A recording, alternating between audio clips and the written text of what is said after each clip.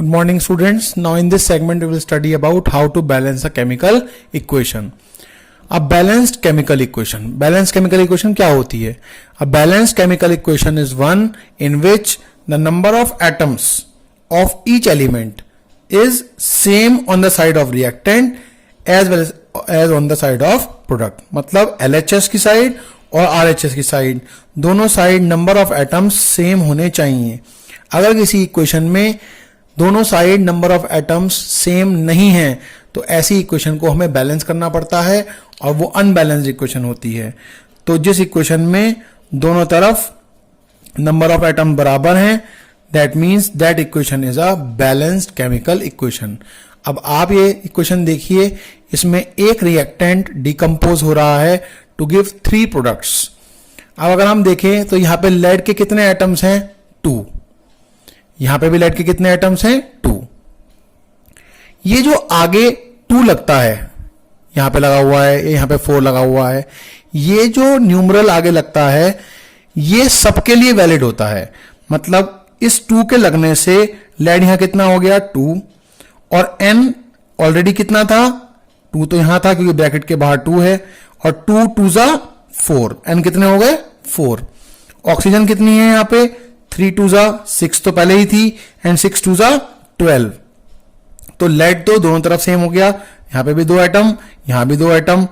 और नाइट्रोजन यहां पे 2 2 जा 4 है, तो यहां पे भी नाइट्रोजन 4 है.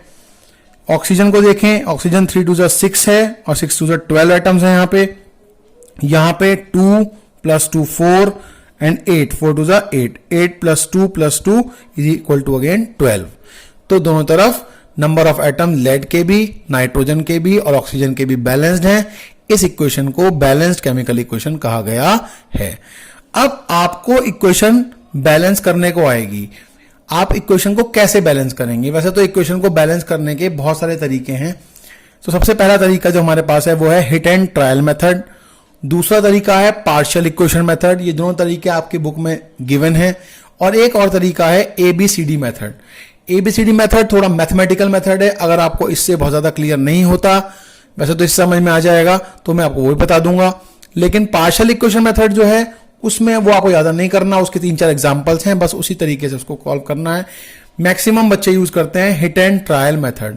हिट एंड ट्रायल मेथड में आप क्या करें? सबसे पहले कोई भी इक्वेशन आपको गिवन हो बैलेंस करने के लिए, सबसे पहले आप लिख लीजिए LHS और RHS. LHS कौन सी साइड है? रिएक्टेंट्स वाली साइड है. और RHS कौन सी वाली साइड है? प्रोडक्ट वाली साइड है. और जो जो एटम दे रखे हैं उसके नंबर ऑफ एटम लिख लीजिए. यहां पे Fe दे रखा है कितना? 1. हाइड्रोजन दे रखा है कितना? 2. और ऑक्सीजन दे रखा है कितना? 1. सिमिलरली यहां पे Fe के कितने एटम्स हैं? 3. हाइड्रोजन के कितने एटम्स हैं? 2. और ऑक्सीजन के कितने एटम्स हैं? 4. इतना करने के बाद जब आपने इतना कर लिया तो अब आप इन दोनों साइड्स को कंपेयर करिए. यहां पे Fe के कितने हैं? 1. जबकि यहां पे कितने हैं? 3. तो अगर हमें LHS वाली साइड पे 3 करने हैं तो मैं यहां पे Fe के आगे क्या लगा देता हूं? 3 लगा सकता हूं. तो यहां पे मेरे Fe क्या है? यहां पे भी 3 हो गए और यहां भी 3 हो गए. Fe इक्वल हो गया. अब हाइड्रोजन की बात करें. हाइड्रोजन ऑलरेडी इधर भी 2 हैं और इधर भी 2 हैं, तो हाइड्रोजन को इक्वल करने की जरूरत ही नहीं है. अब आती है ऑक्सीजन की बारी. ऑक्सीजन इधर 1 है और इधर 4 है. तो अगर आपको इधर 4 करना है तो आपको यहां पे 4 लगाना पड़ेगा. तो यहां पे 4 हो गया, इधर भी 4 हो गया, इधर भी 4 हो गया. लेकिन यहां पे 4 लगाते ही ऑक्सीजन तो 4 हो गया, लेकिन हाइड्रोजन कितना हो गया?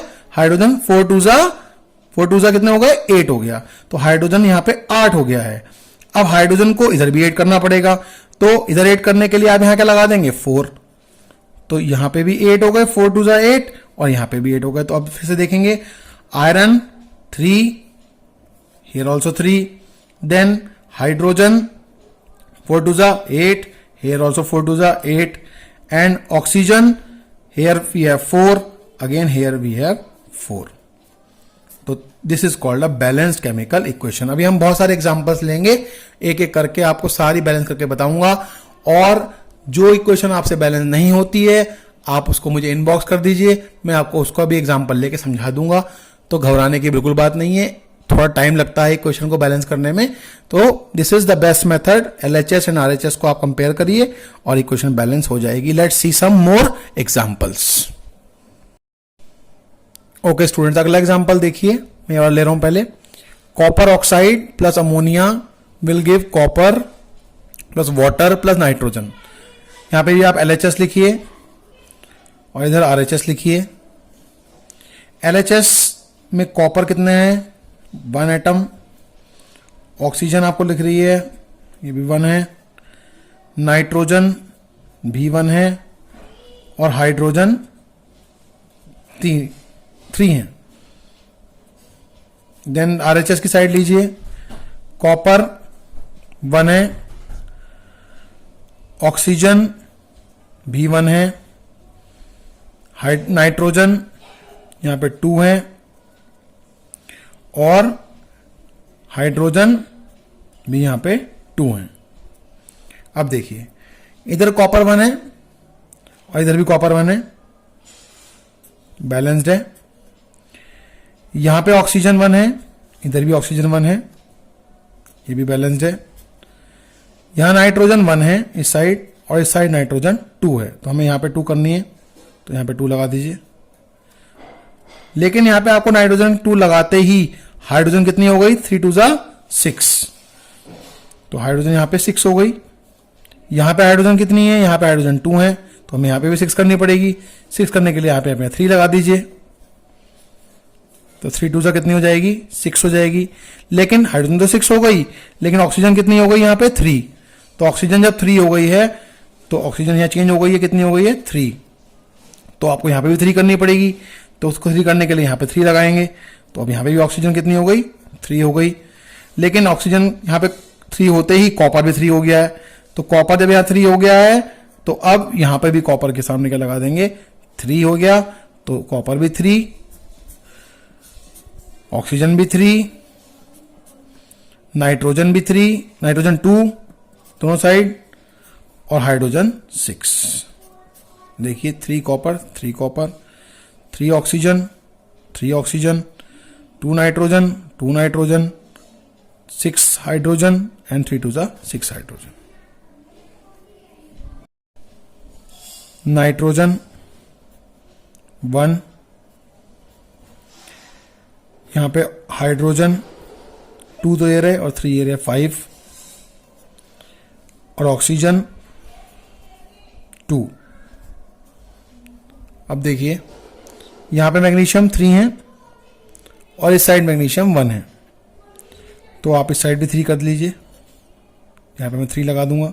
लेकिन 3 मैग्नीशियम होते ही ऑक्सीजन चेंज हो गई, पहले 2 थी, अब 3 2 6 हो गई।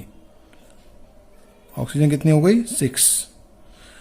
और हाइड्रोजन कितने थे पहले, 2 तो ये थे और 3 ये थे, 5 थे। अब कितने हो गए, 3 2 6 और 3 9 हो गए। हाइड्रोजन कितने हो गए, 9।